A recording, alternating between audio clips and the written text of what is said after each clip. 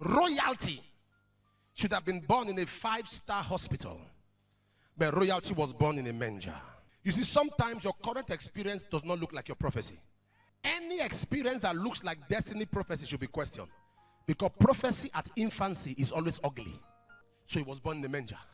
And Herod Antipas made the decree that every child under 2 should be killed. 42,000 children were wasted. All the soldiers moved from one house to another house looking for children to kill. But they didn't come to the manger because they thought animals only were there. Not knowing God had preserved the son. You know, when he was born in the manger, it didn't look glorious. Sometimes God can sacrifice your present comfort for your future preservation. Your present comfort, God will sacrifice it for your future. He was born in a manger. There are some relationships you lost. There are some businesses you lost. Some opportunities you lost. God made you lose all that because God was more conscious of your preservation than your comfort. He was born in a manger. They had to go through all the peripheral. They had to go through all the aroma, the stinking smell. They had to go through all that because all of that sacrifice is worth it. All of that sacrifice is better than being wasted. God will allow some things happen. God can make you cry today just to preserve you tomorrow. There are some things you are going through now. It is divine orchestration for your preservation.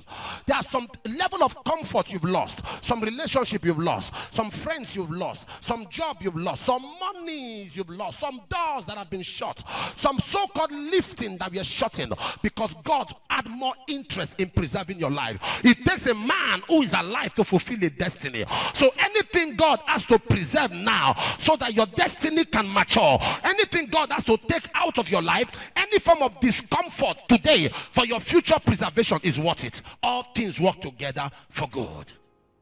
They moved from house to house, but they never went to the manger. As far as they were concerned, animals were there. God orchestrated. You must get to understand God is working out something, and that is why you must never give up, never be weary, never be broken. I wish I was talking to somebody right now. There are some people that actually think they are fighting you. They are not fighting you, they are flighting you. There are some of you hearing me now. There are some things you actually think you are avoiding people. It is God that orchestrates. God is behind that problem. God, that is why he said many are the afflictions of the righteous, not the unrighteous. The righteous, the righteous. God orchestrated it. God has a plan, he has a hand. Because he knows you are so stubborn. You are so stubborn. He knows to convince you. God, some people to convince you, God has to break some things, scatter some things. God has to orchestrate a problem. You and somebody will have to quarrel. Issues have to happen and you will run. In fact, you are saying, I'm avoiding this person. I'm avoiding this person. Some of you young ladies, a young man broke your heart and you have to leave that location.